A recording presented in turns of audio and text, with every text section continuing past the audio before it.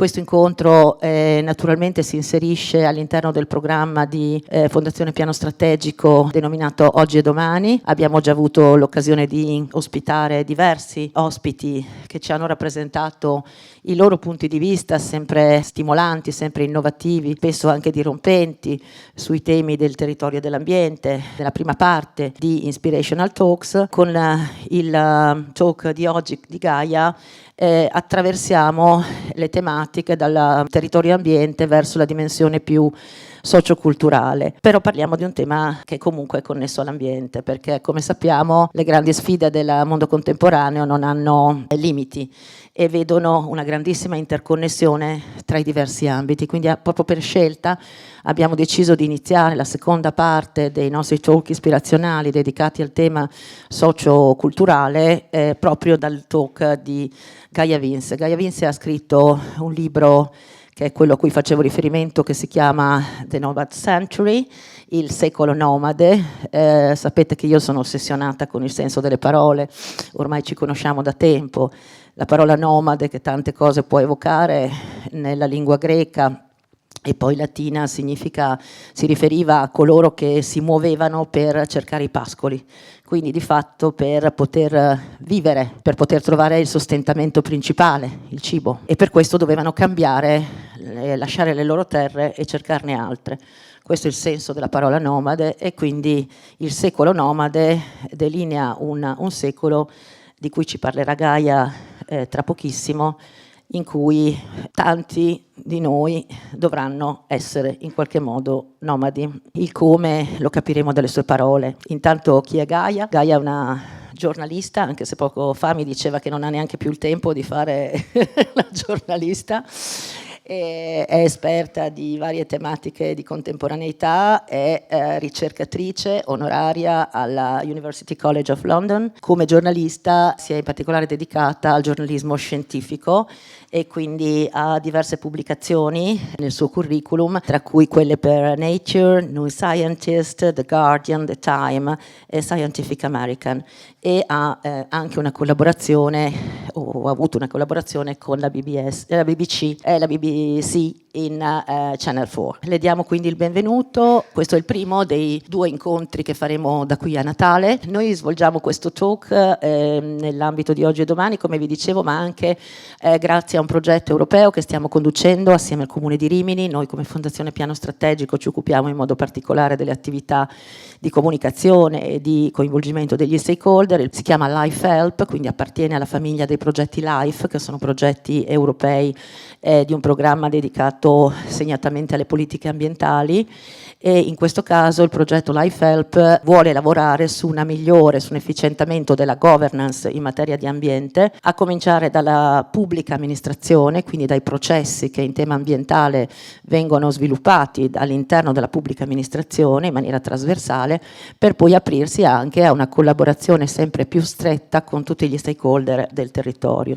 Life Help affronta in particolare alcune tematiche di interesse generale per il settore ambiente, che sono quelle che vedete nel video, quindi acqua, aria, biodiversità, energia, rifiuti e umore, e si realizzerà attraverso una serie di azioni che nei prossimi 2 anni vi vedranno anche compartecipi come stakeholder del territorio. Quindi ringraziamo sempre anche la Commissione europea, che attraverso i suoi programmi dà la possibilità ai nostri territori di sviluppare progettazioni innovative di sistema, e anche in collaborazione con altri territori, perché mi fa piacere ricordare che oltre al Comune di Rimini, Fondazione Piano Strategico, ISPRA Ambiente e una società di ingegneria che si chiama la Via Rose, nel progetto sono ricomprese anche come partner diverse municipalità, da quella di Calenzano a quella di Bergamo e varie altre, che Ravenna nel nostro territorio, che si confrontano con noi proprio sui temi della gestione dell'ambiente. Partirei con il sondaggio che abbiamo lanciato prima, quando vi siete iscritti, per introdurre, come sempre facciamo, lo speech di Gaia. Il sondaggio chiedeva, alla luce del libro su cui non faccio spoiler perché poi Gaia ce lo racconterà direttamente, quale aspetto della migrazione climatica ritenete più sfidante. E il risultato è questo, quindi oltre il 55% di chi ha risposto ha considerato le implicazioni sociali e culturali come l'aspetto più sfidante, a seguire la gestione e attuazione di politiche ambientali efficaci, lo sviluppo di soluzioni tecnologiche e ambientali e poi una quota residuale di altro. Intanto vi chiedo di farle un grande applauso perché è una donna, una madre che si è presa questo tempo per venire a stare a Rimini con noi. Mi preme ringraziarla perché nel suo libro non solo è delineato quello che molti di noi sanno, qualcuno di noi magari vuole negarlo anche perché è più comodo rimanere nella comfort zone, non pensare a quanto il tema del cambiamento climatico sta cambiando già oggi e cambierà ancora più in prospettiva le nostre vite, i nostri territori. E alcuni mi hanno risposto sono temi a cui sono allergico, capisco bene perché sono temi molto complicati e che comportano un grande cambiamento. Vi ricordate, noi siamo partiti da oggi e domani parlando proprio del cambiamento e di quanto sia difficile cambiare. Ecco Gaia, desidero chiederti, poi tu hai ricevuto anche le domande che ti hanno fatto e quindi magari nel tuo speech darai anche qualche risposta implicita e se rimarrà qualche momento finale sarà anche piacevole ricevere qualche domanda dal pubblico, però vorrei chiederti cosa ti ha spinto intanto a scrivere questo libro, quanto ci hai lavorato, come hai focalizzato l'approccio che hai dato e che cosa ci vuoi condividere come milestone della tua ricerca, della tua lettura, considerando che siamo un territorio, una città all'interno di una regione, siamo una comunità di individui ma anche di persone che hanno ciascuno un proprio contributo che danno tutti i giorni o come amministratori o come tecnici o come professionisti o come cittadini al mondo contemporaneo e alle sue sfide più forti ed eclatanti come quella climatica. Grazie ancora, ti lascio la parola e siamo qui ad ascoltare te. Well, thank you very much, Valentina, and thank you very much. I will also thank my translator, who is my voice tonight for you, those of you who don't understand the English, and I apologise immediately for not speaking Italian. It's a great pleasure to be in Rimini. It's my very first time here, and from what I've seen in my very short journey, it's definitely somewhere I would like to return to and spend a little bit more time. It's a great pleasure. So I wrote this book after a lot of travel around the world. I did a very long journey of 2.5 years. Continuously, mainly around the global south, in which I visited all the continents except Antarctica, and what I was doing there was really having a look at the changes that we are making to the environment and how those changes are affecting people directly affected by them, and how those repercussions were then changing the way we affected the environment. So these kind of feedback loops of human systems and the environmental systems that we all depend on. And I was looking around and I was seeing people who are already being really heavily impacted by climate change, by biodiversity loss, the loss of nature, all of these things, and how they were responding to that.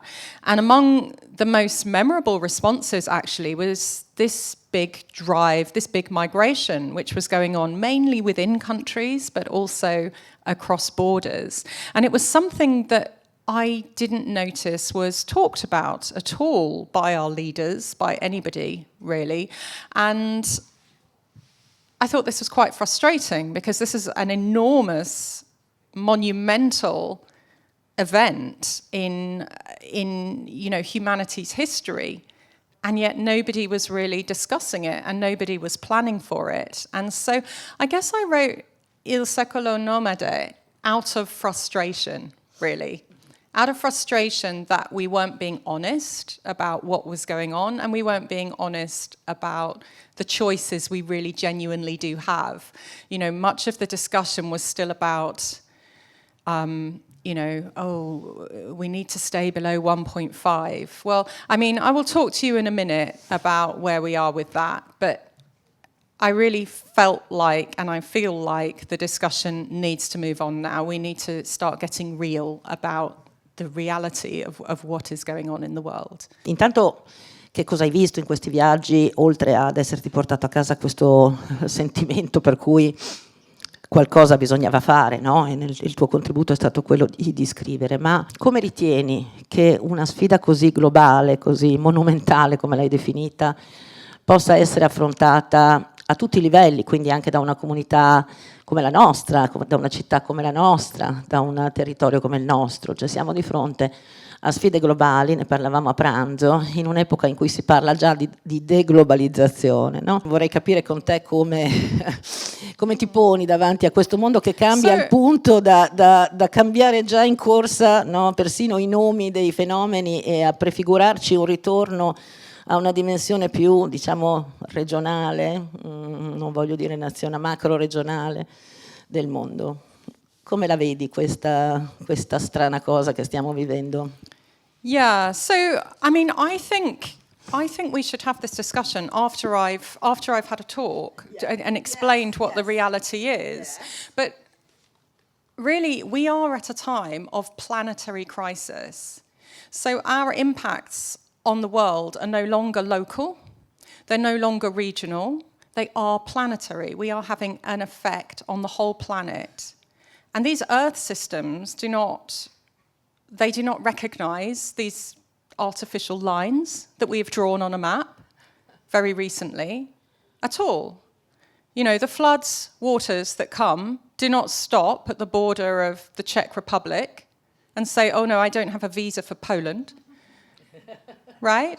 The big storms that come, the heat waves, they're planetary events, and they don't recognize our borders. And we are at the moment in a global crisis that is political, that is social, that is artificial. We have created it, and we can uncreate it. The planetary system is something much bigger and more difficult to change. So at the moment, our political system is very much into retreat. It is becoming more parochial, more protectionist, more small and local and backward-looking. Let's recreate the 19th century world where we look after our own little borders, wherever that is. And that is not a response that is adequate to the planetary scale of the crises that we face, which are huge. They are global heating, the climate disaster. They are energy. We are undergoing the biggest revolution in human history, bigger than the agricultural revolution, bigger than the industrial revolution. We are going back on one of the main characteristics of our species. We are fire makers. We make fire. That's what has produced this incredible species that now dominates the planet. And we are entering a post-combustion world. That is massive. That is a huge, huge change. It is a planetary change that we need global governance for, to enhance and to drive and to concentrate on. We're also creating unlivable parts of the world which will drive enormous human movement.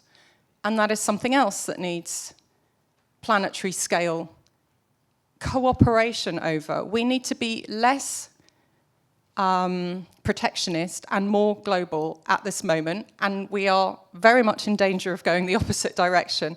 So unfashionable, I'm always unfashionable. I would say we need to go the opposite way. But let me talk about what we have, and then let's have a discussion about some of the solutions, because I feel that we need to talk about what the exact scale of it before we drill down. Okay, so I'm going to take this off. and then I'll put it on again in a minute. And I'm relying again on my fabulous translator, but I will just talk a little bit about the scale of what we face. So I'm not going to show you enormous numbers of charts and graphs. Don't panic, don't start crying and running away. It's not going to be like that. But this is extraordinary, okay, because we have been talking about keeping below 1.5 degrees above the pre-industrial average, and there are many reasons why scientists have plumped for this temperature. It's very arbitrary. But the reason it's been decided is because of the enormous risks to low-lying island nations, to our river deltas, to majority of our global cities, from Shanghai to Alexandria to Mumbai to London, are all on river deltas or on rivers that are very vulnerable. And they are all affected by this. But so too are many of our agricultural systems, right, which have been the 10,000 years of breeding that has gone into our staple crops, the cereal crops from rice to wheat to barley to whatever, have been developed in a climate period which no longer exists. And they are very, very vulnerable to that. And I don't think we recognize just how dependent we are on a chance that our harvests produce enough for us to live on. So we had 12 months above the pre-industrial, 1.5 degrees above the pre-industrial average by last summer. We are now the first year above 1.5 degrees. It's only going to go up, this temperature, because we are still emitting, so much increasing amounts of carbon dioxide globally. So this temperature is going to go up. And this is what the world looks like. We're now living in the post-climate change world. It's 2024. We're seeing cities in Europe. This is Valencia, just a couple of weeks ago. Our human world feels very resilient and robust. Many of our buildings, many of the foundations of our buildings are perhaps 1,000 years old. I mean, obviously in Italy, we can see directly 1,000-year-old Roman structures. But many of the cities that we live on have their foundations there, and they are certainly centuries old, and we think of them as being very robust. And yet, these Earth systems are too powerful for them. You see these tsunami waves, these floodwaters that come in, and they wash away these tiny little apes, us. They wash us away. They wash our buildings away. Our cars are like bath toys. Our cities are not resilient. They are not built for these very extreme conditions. I was talking earlier to Valentina about how when I went around the world, that was more than 10 years ago, that I was seeing these places that were impacted by climate change. Indonesia, India, other parts of Africa, all across the world, I was seeing these places. And the conversation in Europe was very much about how we mitigate this far-off risk of climate change happening at some point, and maybe we needed to recycle our cardboard. Now, climate change is here as well. It's impacting us here. This is a global problem. And while we are facing things like this is the United States, world's richest nation, right? Cars floating around, buildings completely destroyed. Here's Italy, Emilia-Romagna, very badly affected. Italy is one of the worst affected nations in Europe, and Europe is the fastest warming continent. So Italy has all sorts of problems. In the north, a lot of flooding, agricultural losses, harvest losses. In the south, it's heat waves and fires. There's drought causing all kinds of problems, from wine production to wheat.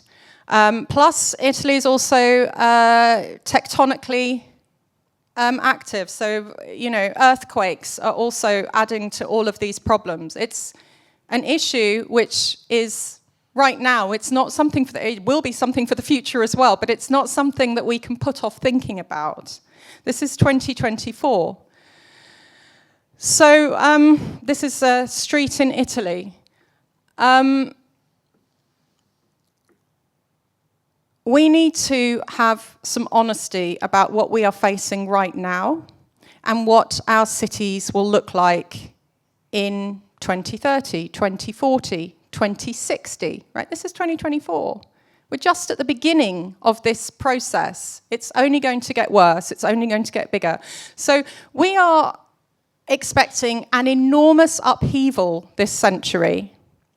We're going to have to completely decarbonize our energy systems, and that is happily already underway, and it's going a lot faster than I would have dreamt was possible even 5 years ago. This is the exciting success story. Our energy systems is the exciting success story.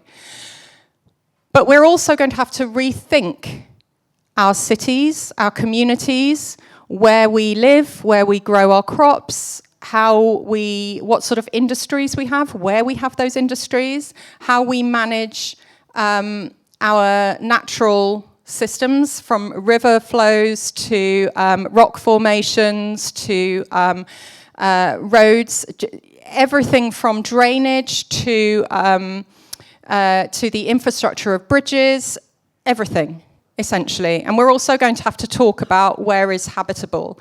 This is Germany, and what we're expecting. So I'm just going to explain very briefly. You probably know this to some degree, but it's surprising how many people don't quite understand exactly what's going on. So when we burn carbon, we emit carbon dioxide, methane, and other greenhouse gases, and they're invisible. We can't see them because the light that we can see, the visible light, passes straight through from the sun to our eyes. We can't see them. But when that light hits the earth, most of it is radiated back, and it goes back in a different form of light, infrared, which is heat. It goes back as heat. And these greenhouse gases are not invisible to heat. They block heat. They are opaque. So that heat gets trapped, even though we can't see it. And that extra energy in the atmosphere and in the oceans is what is driving these much, much more energetic storms, these heat waves, and also it risks certain tipping points. So we're getting these very energetic systems. That extra energy in the atmosphere makes the air hold more moisture. So when we talk about things like hurricanes and those sorts of storms that hit, especially in the US, but they're starting now to hit the western sides of Europe, they're coming across. Primarily, the damage from hurricanes used to be about the energy in the wind, the force of the wind knocking buildings and infrastructure. And that is still a problem.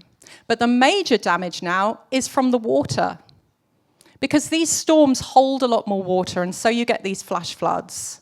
And so that is a huge, huge problem. It doesn't drain away. And what we're starting to see is events that are more extreme, more severe, and more frequent.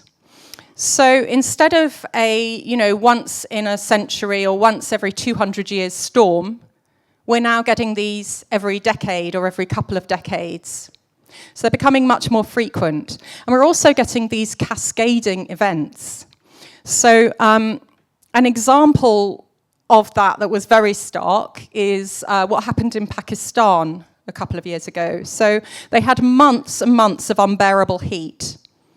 And what that heat does is, first of all, it causes drought. So the moisture from the soils goes up into the atmosphere, and that dries the soils, and the soils kind of shrink away from the foundations of bridges and other buildings, making them less stable. It means that agriculture is particularly hit. Agricultural yields are most sensitive to drought, more than even to heat and floods and other problems. And then, after this month's of unbearable heat, they had the rainfall, and it was a deluge. It was a flash flood. And in that flash flood, a lot of infrastructure was washed away. Houses, bridges, roads, the topsoils of a lot of agriculture, so they were completely destroyed. That topsoil can take decades to recover its fertility. And in that time alone, 33 million people were displaced in 1 week. Then, following that, you get the landslides. This is Germany, actually, earlier in the year.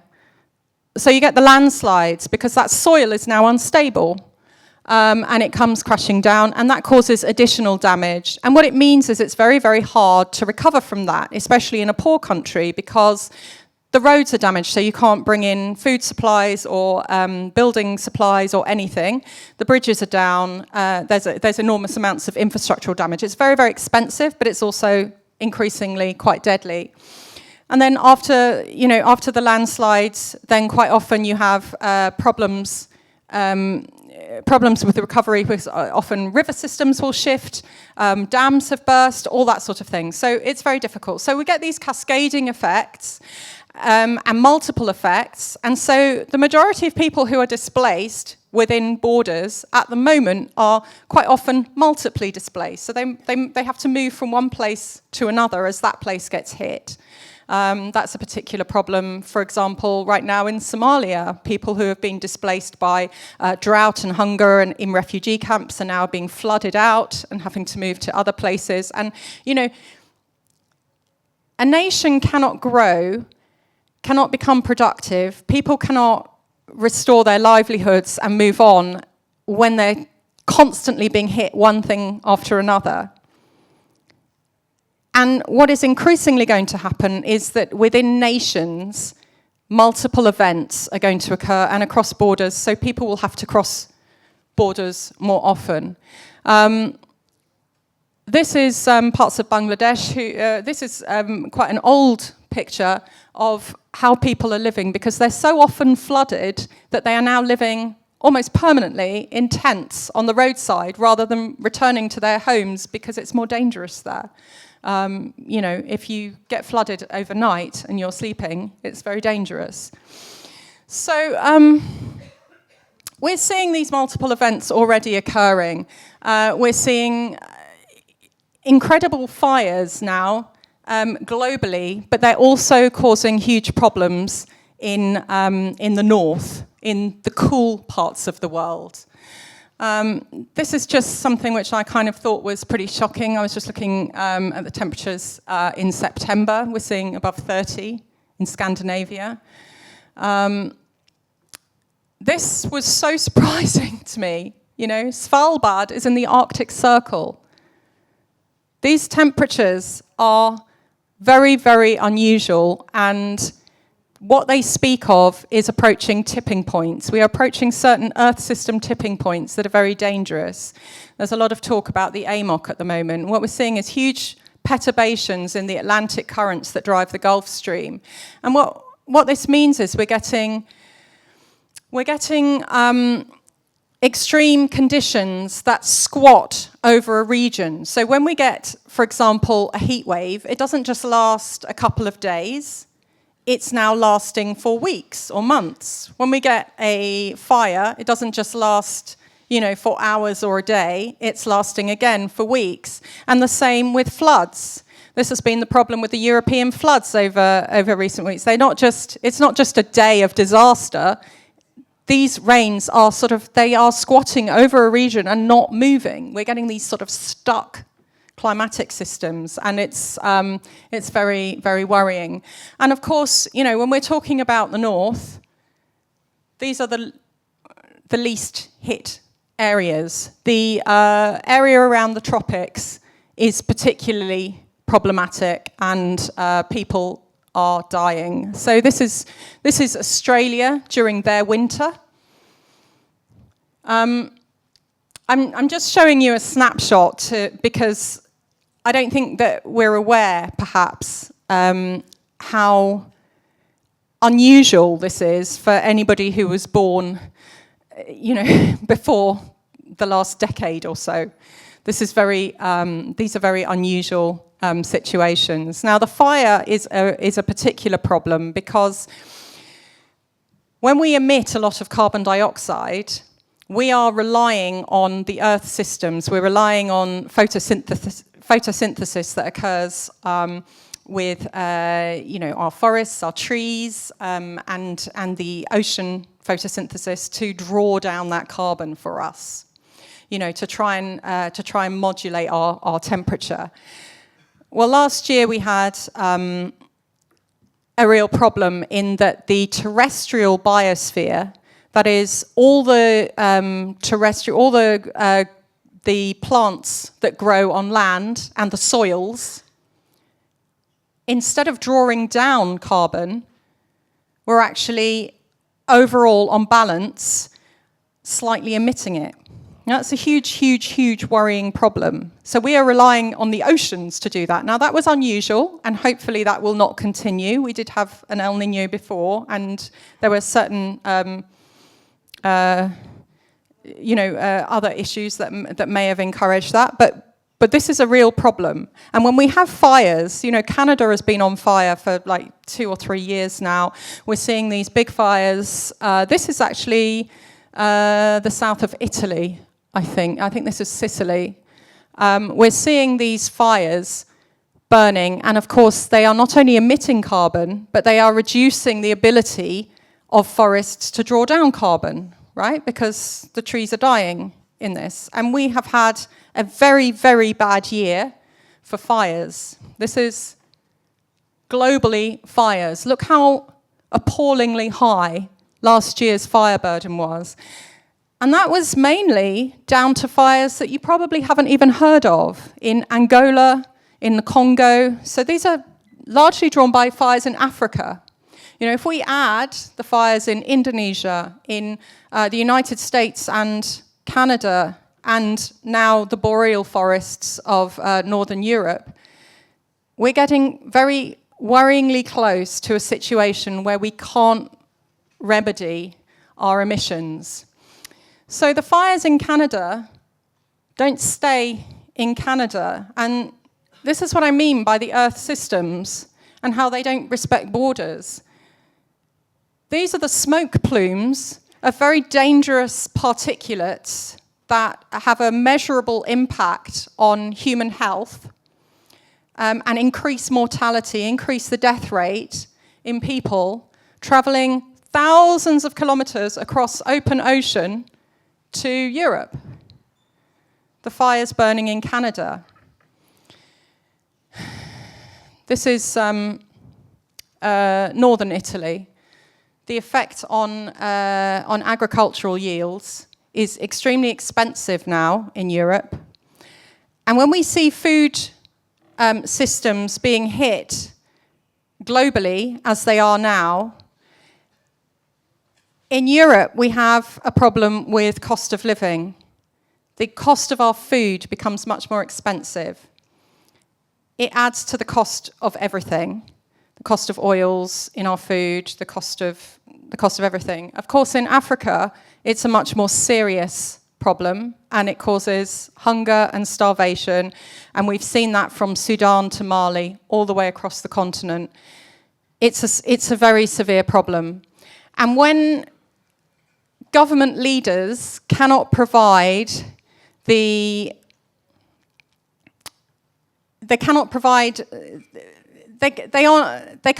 prove their legitimacy as governing because they cannot provide the very basics that a leader should provide, which is, food security, homes, water, those sorts of absolute basics. It means people are much more vulnerable to extremist groups Because if a group comes along and says, I will give you this, I will make sure you have food, or I'll make sure you have security, that is a very, very appealing prospect when you're not getting that from the state.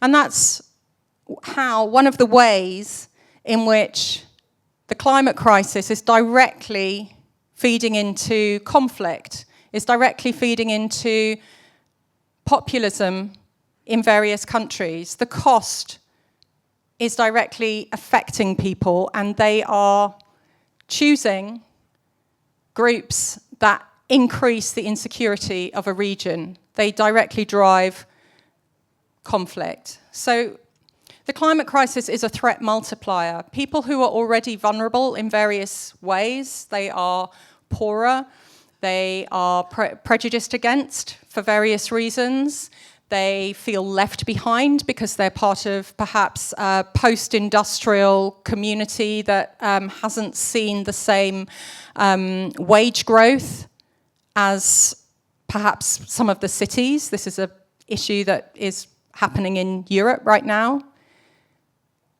People are much more vulnerable then when the cost of living increases to extremist and populist groups. And many of these groups are very against actually dealing with the problem that causes this. They're against the green transition. They're against things that pull people together to solve the problem, essentially. And we are experiencing all sorts of problems there. Right, I'm just going to very quickly, I said I wasn't going to show you graphs, and now I've lied to you. I'm sorry. I'm just going to tell you where we are. I don't know if this is going to work. Oh, it does. Okay, so the good news is we're not following this. These are the emissions pathways that... I'll be doing some acrobatics in a minute. These are the emissions pathways that scientists agree with politicians, because, you know, when we look ahead to the end of the century, what sort of temperatures are we looking at? Because we need to plan, right? We need to plan our infrastructure. We're not doing any of this, but the idea is that that would be a good thing to do, right? To plan our cities and our infrastructure and our economy and our industry according to this. And the temperature we reach very much depends on how much we emit, and that depends on our emission scenarios. So this was the business as usual scenario, RCP 8.5. And as you can see, temperatures by the end of the century are frighteningly up to, you know, more than 6 degrees above the pre-industrial average. And the great news is we are not following this business as usual pathway, because we are decarbonising. It's fantastic. We're doing it much faster than I could have imagined. This is the nice, safe, keep below 2 degrees by the end of the century thing that we are signed up to by the Paris Agreement, and we're all legally obliged to be following, and we are absolutely not following that, definitely not. We are somewhere between this one and this one. And as you can see, both these plumes of uncertainty, because we don't know exactly where we will fall within that, depends on how sensitive the temperature is to concentration of carbon dioxide in the atmosphere, for example. We are somewhere quite happily between, you know, 3 and 4 degrees by the end of the century. And that is horrific. That's very dangerous.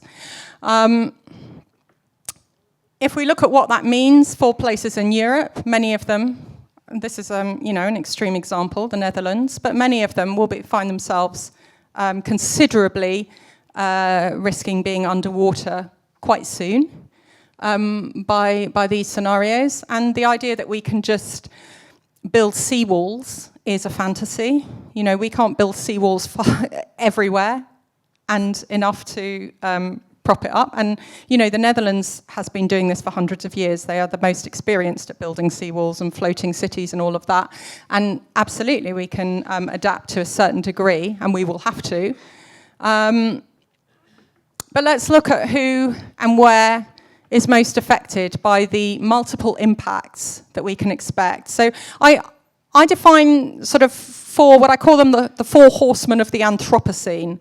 that's the human-dominated era that we're currently living in, which are the 4 kind of big threats that make a place unlivable for people. And they are fire, floods, heat, and drought. And all these things either affect humans physically, certain temperatures, people just can't live at those temperatures. Floods affects infrastructure. It makes it impossible to live there. Drought affects food systems, makes that impossible, and fire, obviously very dangerous.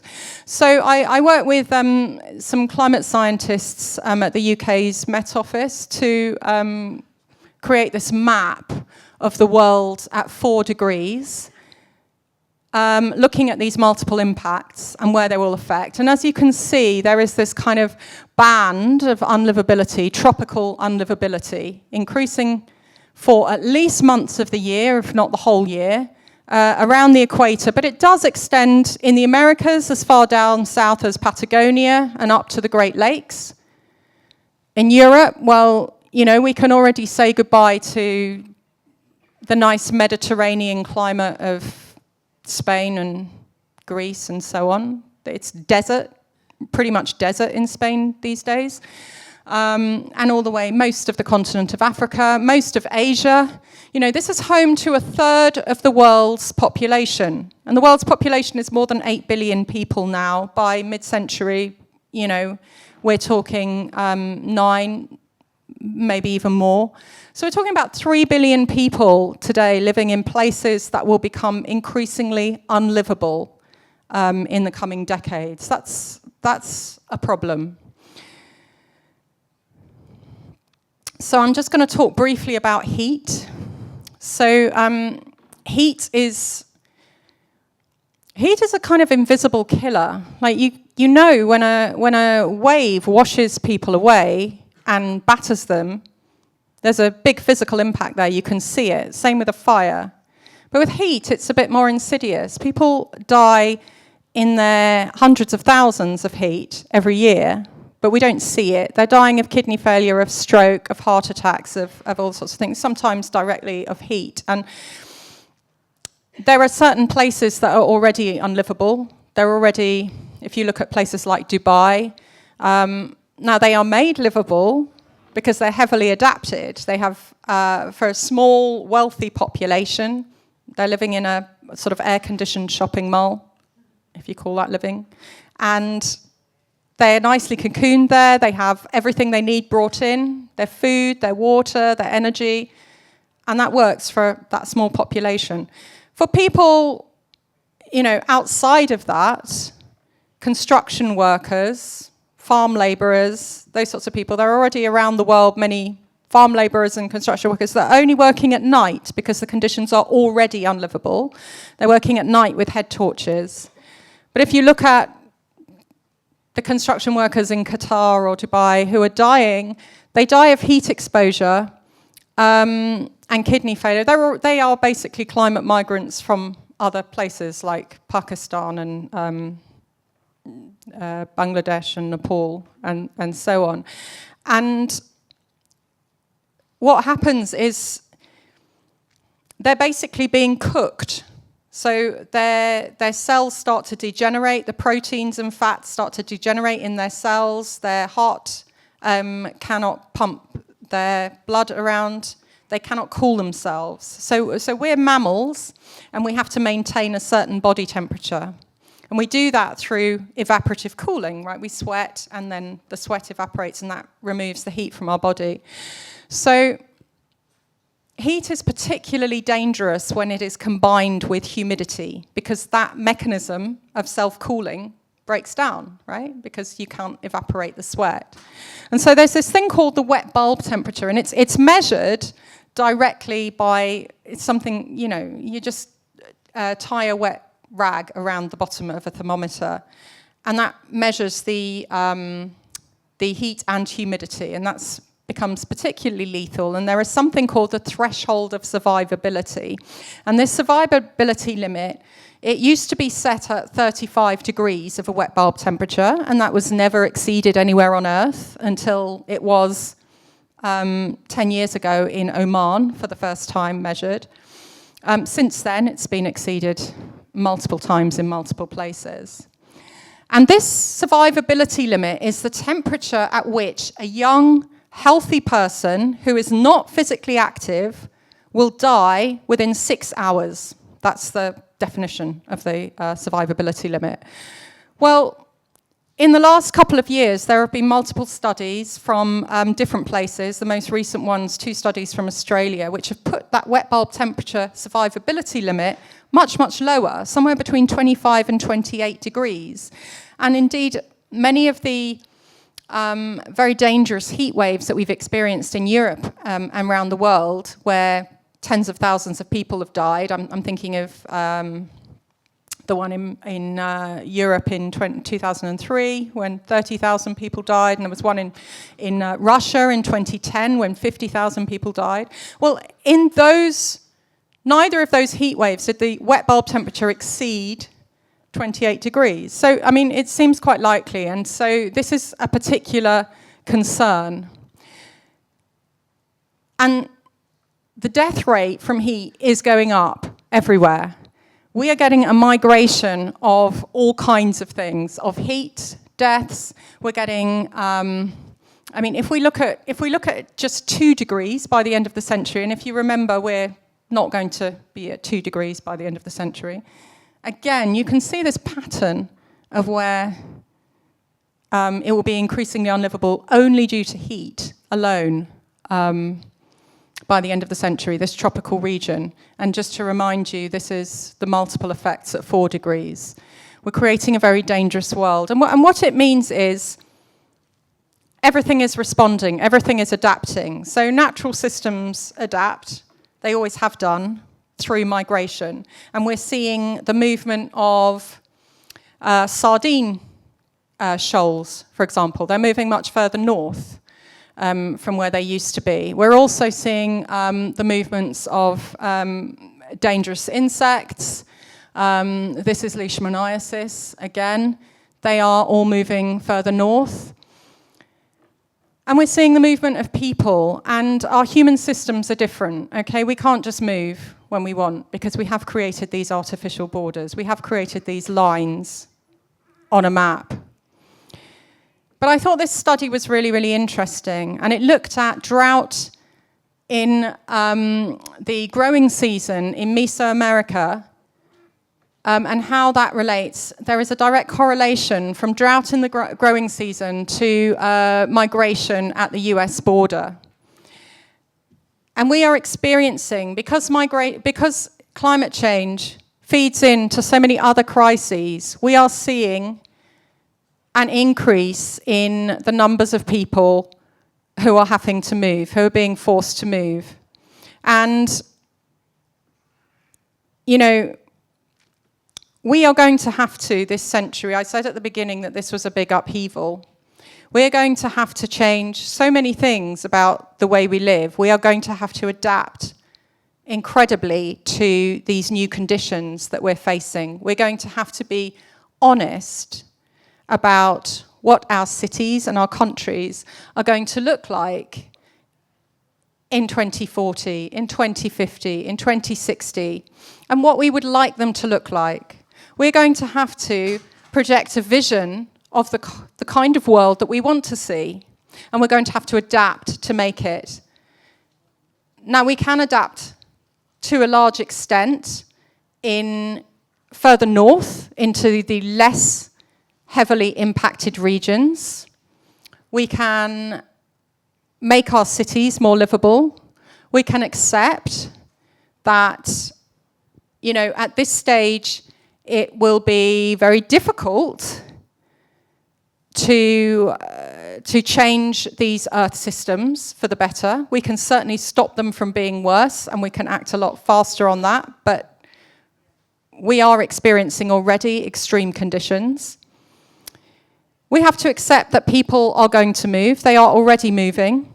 The idea that migration, human movement is bad or unnatural is very strange, because it has been going on for hundreds of thousands of years. It is the reason that we are all here.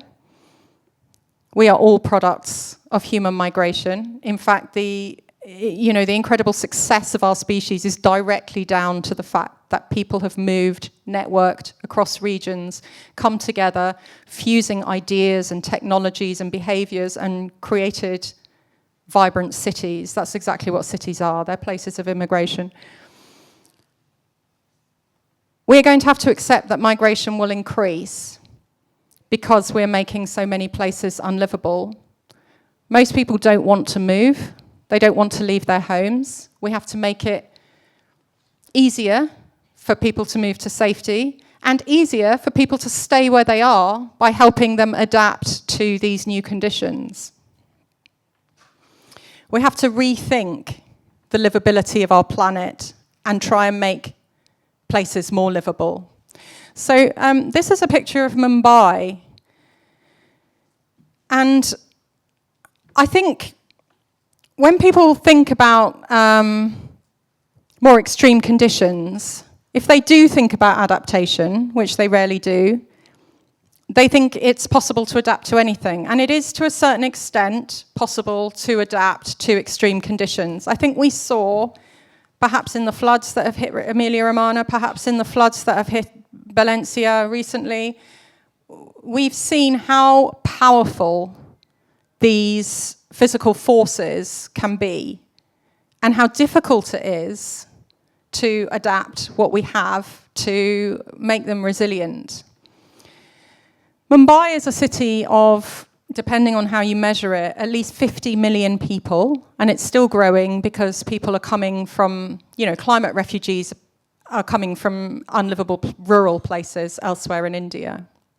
It is on the, it's on the coast, so it is hit by erosion, sea level rise, storm surges, the upwelling of salt water into the incursion into that fouls kind of freshwater systems, all of that.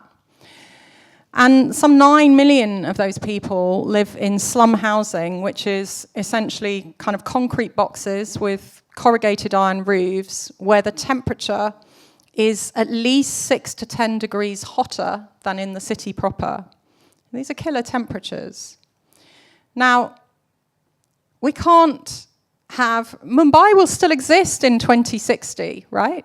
But it will be a small, heavily adapted place along the kind of Dubai model. It will not be...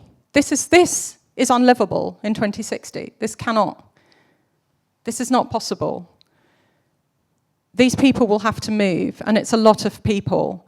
We need to get real about the livability that we're experiencing. So I wrote this book, Il secolo nomade, to try and start a conversation based on the reality of what we are experiencing, on the urgency that we need to talk and come together as communities, more as global communities, but also as local communities, to build resilience, because that's where it comes. It comes from that cooperation that is the very basis of what it means to be a human. To tackle some of these issues. I'm not going to continue because I think I've talked enough. Can I talk a little longer? Okay, so I will talk very, very briefly about this because I think it's important. So humans... The reason we're so successful is based on two things that we do much, much better than all the other animals. And one of them is cooperation, right? Because we're just another African ape, essentially. This, who hasn't changed in 5 million years, is in exactly the same situation. She's living her best life in the forests of Africa. I met her and she loved me. She threw poo at me. That's how I know. I think it was affectionate. But we're not living there like that. We've only been around for, some 200,000 to 300,000 years. And look at us, we're living a completely different life. And that's because of two really key things. And one of them is we are super cooperative. We are hyper cooperative individuals. So we cannot survive as individuals. We cannot even give birth alone. We need our community, just even for the survival of our offspring. That's quite extraordinary if you think about it. If you think about the Darwinian idea of the genes being the whole point of, our lives, we need midwives, right? That's kind of extraordinary. But not only that, we cooperate not as ants or bees or other cooperative animals. We cooperate with complete strangers. That is a huge strength. It means we network. And these networks are what has allowed us to pass on information, to learn from each other, to leapfrog in all kinds of ways. I mean, we're cooperating right now. If we had this many chimpanzees sitting here, they would be fighting. They would be loud. They would not be nicely sitting there. We're doing it. We're sharing our idea of what it means to cooperate in a situation. The other great skill that we have is our technology. So we do something that other animals don't do, and that is cumulative cultural evolution. We come up with innovations and we build on them down the generations and down and through our groups. And that has allowed our great success. And these two things are going to be key to solving the crises that we face right now. We are going to have to cooperate, not just within our groups, not just within our states, but we're going to have to cooperate more widely. And we're already seeing, some evidence of that, and it's easy to be cynical because of course there are wars, of course there are deep inequalities, but we are nevertheless pretty remarkably cooperative. If just to bring up the COP process, and that's a bad time to do it because this COP has been particularly appallingly bad, but the idea that a human population of 8 billion people, each state has a representative sitting at a table. I mean, that in itself is quite extraordinary. But if you look back to the Paris Agreement, even though we haven't achieved it, that agreement has been what has been driving the decarbonation process, which is so rapidly underway right now. We would be in a much worse position if we hadn't had that agreement. We need to go a lot further, that's true. And with our technological advances, that's already happily underway. We are already decarbonising very fast. So we're going to need to adapt our cities. We're going to need to adapt where and how we live. We're going to have to think differently about our relationship with the biosphere. Our economies are built on the biosphere. They are a wholly owned subsidiary of the biosphere. We need to think differently about our extractive economic model and start building the same biosphere circularity that exists in nature, because that's the only way out of that mess. And that means thinking differently about the purpose of a building. Instead of the building being a user of electricity, it will also need to be a generator of electricity. It will need to recycle our water and other elements. It will need to house people differently. It will need to manage much more extreme rainfall, much more extreme temperatures. It will need to be an active part of this new climate that we're living in. Now, in the global north and in many, many other countries, we are facing a demographic crisis where Italy is a very, very good example of this, where people are not having enough babies to support an aging population. There are more, in Japan, where this photo was taken, there are more adult users of nappies, diapers, or whatever, than babies. Now, there hasn't been a country on earth that has managed to reverse this trend, except through immigration. Immigration is the lifeblood of economic productivity. We have, at the moment, a social contract where the young people essentially pay for the care of the elderly population through their work, through their productivity. The most and biggest part of all economies is the labour force, is the people working there. And at the moment, we go through enormous negotiations and effort to smooth the passage of goods, of resources, of money across borders. And yet this biggest and most important part of our economy, we've just put barriers in place to stop the movement of labour. We're going to have to rethink that. So even though this big upheaval, this movement of people is an absolute tragedy for those who find their place of their lives unlivable where they live at the moment, this could be a huge boon for people in economies further north, if they plan it and if they manage it well. But that means changing the narrative on human movement. It means recognizing that we are planetary citizens and that there are safer places of our planet to live and that there are unsafe places, and we must share those safe places much more equitably. I think I'm going to stop here.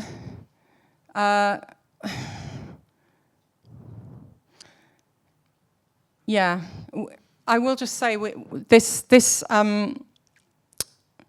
upheaval, this complete transformation of what we need to do over the coming century, over the coming decades, will involve our food system. It will involve our energy system. It will involve how we build our cities. It cannot be the urban sprawl model that is so popular in the United States.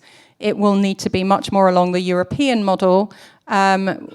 4 to 6 stories is socially the most convivial for people to live, and that sort of density, most of the evidence seems to produce is the best socially and economically. Food systems, how and where we produce our food is going to have to change. It's already changed, and it's not, we're not waking up to this fact. Many of the places where our food is currently grown on this planet are no longer conducive to the types of agriculture that exist. It's going to have to move, and we have new and novel ways of producing food, but we need to accept them, and we need to move on to them. And one of those is going to be eating a lot more plant-based food, massively reducing the amount of beef that we eat and the amount of dairy. But there are alternatives, These are insects. They are actually yummy if they're cooked well. But there are other alternatives as well, from microbial production to the sea algae. There are lots of options. We're not going to starve to death, but we will have to dramatically change how and where we grow our food. Now, if you don't like any of these options, if you don't like any of this, there's conflict. That's not very fun. It's very bad. And then there's geoengineering. There's artificially cooling the atmosphere, something which, again, we're not talking about and which we will almost certainly end up doing quite soon. So what I'm saying, I guess, in this talk is that we need to be honest about what our choices are, what they will cost, how we make them work, and what the reality that we are facing in our climate really is. And then we can discuss democratically which we choose of these futures. But burying our heads in the sand and pretending that this isn't happening, and pretending that we have choices that we don't have, like putting off dealing with decarbonisation or turning people back when they're migrating. You know, we need to be real about the world that we're living in. And I will stop talking now. Thank you.